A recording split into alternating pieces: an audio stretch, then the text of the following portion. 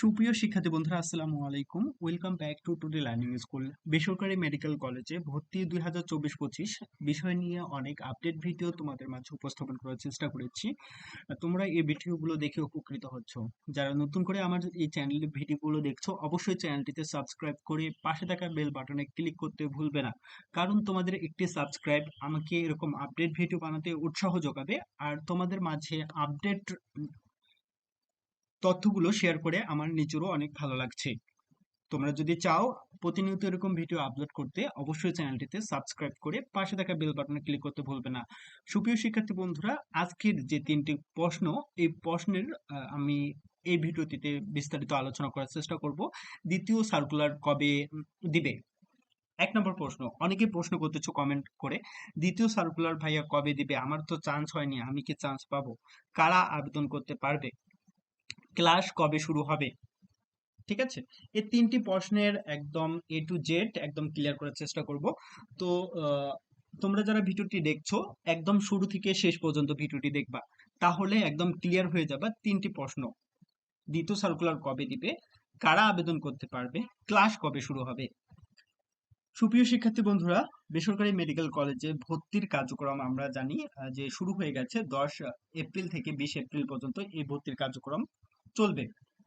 এর মাঝখান থেকে মেধা ও অসচল কোঠার ভাইবা হচ্ছে, অনেকে ভাইবার জন্য কাগজপত্র অলরেডি রেডি করেছে।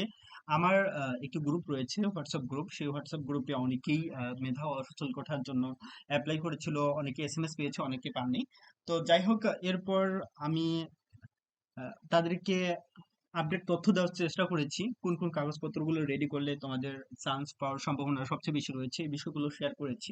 তোমরা এই বিষয়গুলোকে অ্যাকসেপ্ট করেছো, এজন্য তোমাদেরকে অসংখ্য ধন্যবাদ। এখন কথা না বাড়িয়ে চলুন শুরু করা যাক। বেসরকারি মেডিকেল কলেজে বিদেশি 1,000 জনের ভর্তি সুযোগ রয়েছে।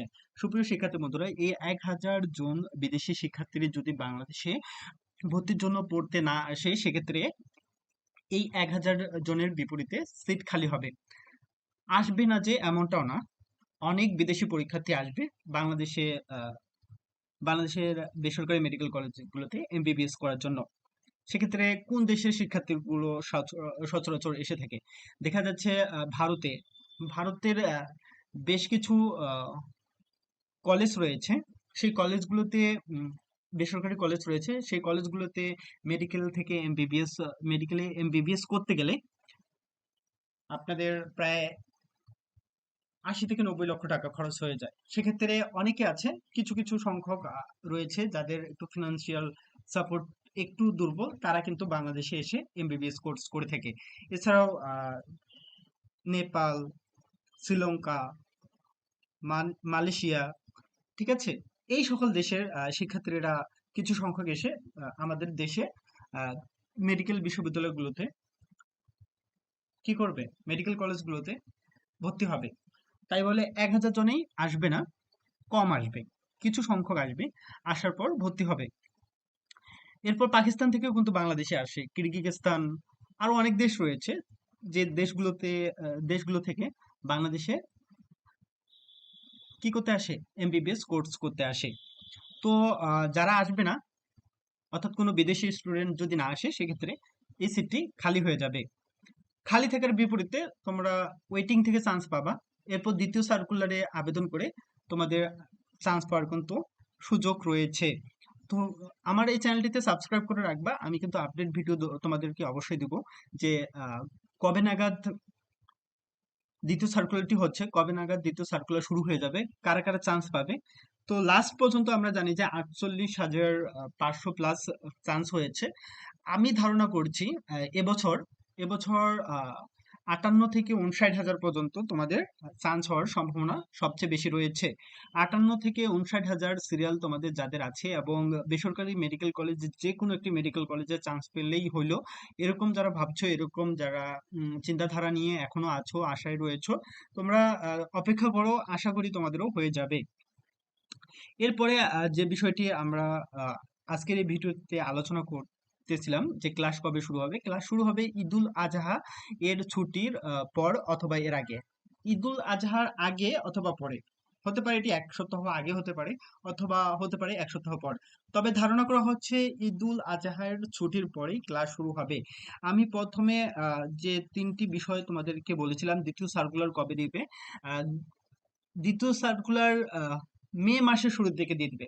সুপ্রিয় শিক্ষার্থী বন্ধুরা, আজকের এই ভিডিওর মূল টপিক ছিল দ্বিতীয় সার্কুলার কবে দিবে। দ্বিতীয় সার্কুলার হচ্ছে এপ্রিলের শেষের দিকে, অথবা মের শুরুর দিকে দিয়ে দিবে। কারা আবেদন করতে পারবে?